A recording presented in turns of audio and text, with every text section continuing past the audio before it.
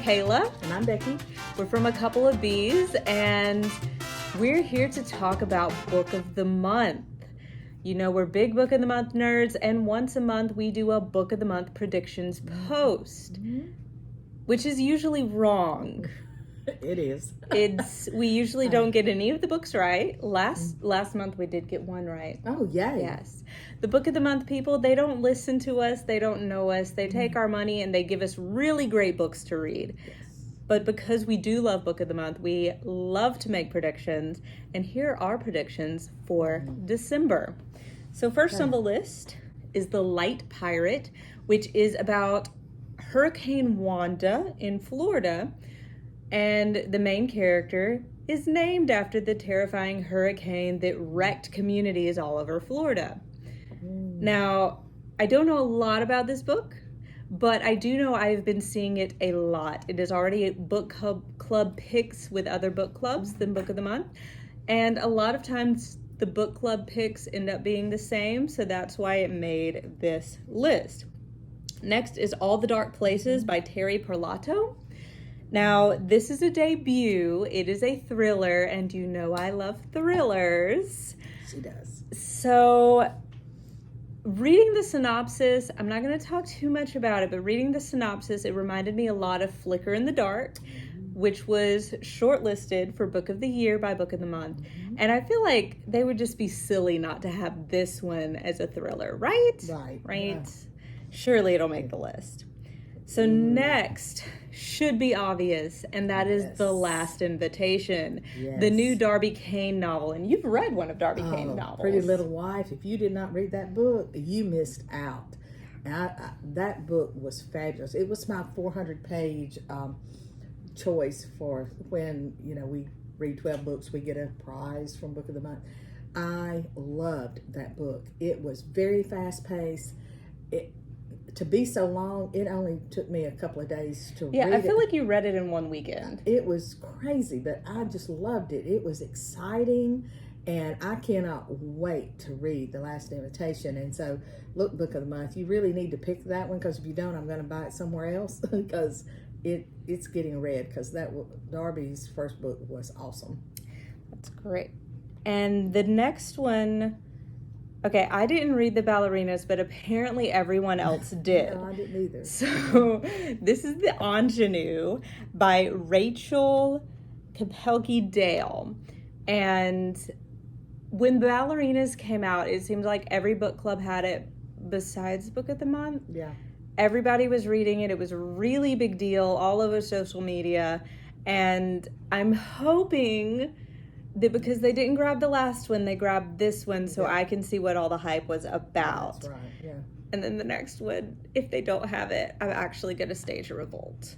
And that is A Fire Endless by Rebecca Ross. Yes. Because I read A River Enchanted. It was my 400-page read. Right. And I read it in a weekend.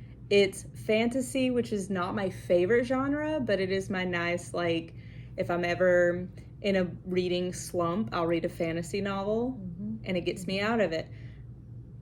That was A River Enchanted for me. I cannot wait to read A Fire Endless, Book of the Month. If you don't have this one, I'm going to write a letter of complaint. Just saying. Next up is Sunshine Girls by Molly Fader, which, Becky, I think you would like this one. Yeah. I love contemporary women's fiction. I love books about women friendships. I have a group of ladies. I guess you noticed the quilts behind me. I'm a quilter, and we call ourselves the Sisters of the Cloth because we get together every month and we quilt and we do, and we're such close friends and everything. And so any book that is a good book about friendships among women, especially older women, for me that's great. And it is about a friendship that lasts from the 50s until late in life, so it covers all looks age really groups. Cool. And next is, I feel like, the other obvious Becky pick, right. And that is the Seamstress of Sardinia, because as she just said, she's a quilter. Yes, and this is a seamstress. It is, and I read the blurb about it, and it just sounded so interesting. So, do I think I don't know if Book of the Month will pick it. They've picked other books, within this type of genre, within this. Right. It reminds me of Long Lost Sisters of Tuscany, which they Yes. picked. Oh, and I love that book. And so I'm keeping my fingers crossed. I'm hoping, but I know they can't choose all of them, but But yes. they should. But they have at times gone with 7 books instead of 5 choices. True. Okay, now I really wish they would. Our husbands don't, but I really wish they would add where, occasionally we could get a third add-on. Like we can pick our book of the month and then get 2 add-ons, and so every month I end up with 3 books because my to-be-read list is so long. But I would love that because there's at least 3 books that I want in this list here. So I'm just hoping Book of the Month is listening. Hoping. Pay attention to us. Yes. We're important. We are. We like this. Next is, and Book of the Month is kind of iffy with historical fiction. Yeah, They did the Agatha Christie novel that they unleashed not too long ago. It's a great historical fiction novel, and I feel like they should do more. And if they did more, The Lipstick Bureau by Michelle Gable would be perfect. Yeah. It is a story inspired by real-life female spies in World War II. It gives me some, what was the other historical fiction? Atomic Love vibes as well. Right. So if you like historical fiction, whether you're a Book of the Month fan or not, The Lipstick Bureau is something coming out in December that you should get your hands on. Yes. And then I'm going to read it too, so we can read it together. Next up is All the Lost Places, and this is one I haven't seen a lot on it. It is another historical fiction, and I feel like it's a long shot, but it sounded so interesting. It's about a baby who is found in a river by the Guild of Artisans in Italy, and they name him Sebastian. It is very timey-wimey. It jumps through time. It's set in 3 different time periods, all trying to figure out who this Sebastian was, what his life was like, and it just seems like a really interesting read. So Book of the Month, if you're listening, I know it's a long shot, but I'd love to hear it. And the next is probably like, I don't know if the River Enchanted sequel or this would be my number 1 pick, but Dangerous Business. A Dangerous Business is a mystery set in California during the gold rush. And guys, I don't talk about this a lot, but I am a huge fan of Westerns. Like Western literature. I have every one of Louis L'Amour's novels. They're leather bound, they're on my shelf, and they are beautiful. And yes, I've read all of them. The skeleton in her closet. Oh my gosh, Western fiction. And it's by Pulitzer-winning author James Smiley. Anyway, Dangerous Business. It is about a woman whose husband is killed in the California gold rush. And because of how things were at that time, the only job she can get is as a worker in a brothel. Meanwhile, she's this very educated, wealthy woman, and people start dying.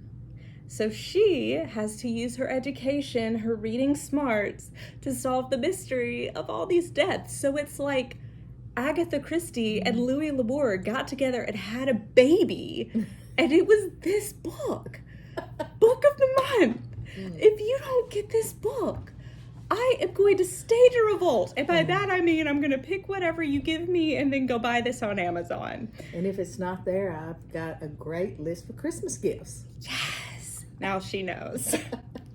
So next up, I'm going to talk about the 2 romance novels. And we have never guessed a romance, right? Never.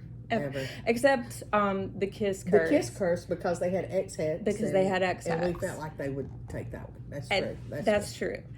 So But we've gotten otherwise, 2 right. we've got 2 right in our entire history of doing this list. But my next 2 are romance picks, and we don't usually get those right. I guess we're not good at picking the romances. But my first pick is What You Gonna Do by Avery Flynn, which reminds me a little of Kiss Curse. The protagonist is a woman who is born into a witchy family without powers. So I think it's very interesting that it's a protagonist who is powerless, versus what you get in X Hex and Kiss Curse, Right. which are very powerful witches. Gotcha. So Sounds interesting. it's also posed as a romantic comedy. So I love romantic comedies. Please. Rom-com is always good. Yes.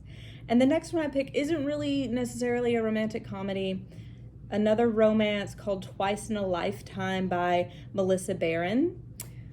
Twice in a Lifetime, it reminds me a lot of, if you've ever seen the Keanu Reeves Sandra Bullock movie. No, not the one with the bus, but the one with the lake house. Yes, Lake House. Lake House. Love the Lake House. Where one of them is in the future putting letters into the mailbox, and the one in the past is picking them up and putting letters in the mailbox, so they have all this time between them. Well, Twice in a Lifetime is about a woman who starts getting text messages from her husband in the future. And it is, he is texting her after they have divorced and is trying to warn her about something. And it deals with themes such as anxiety, which, you know, if you're a woman in 2022, you deal with anxiety. Honestly, if you're a man in 2022, you probably deal with Everybody anxiety. deals with anxiety. We got through 2020, guys. Congratulations. Good job. Yep. So that is my list Okay. for this month. Now, we might find some more that are going to come out in December, and we might do a post after that. But so far, those are the books we've collected. So we have the link to our blog post if you want to see that below. We are also going to post links to the actual books in case Book of the Month doesn't listen to us again.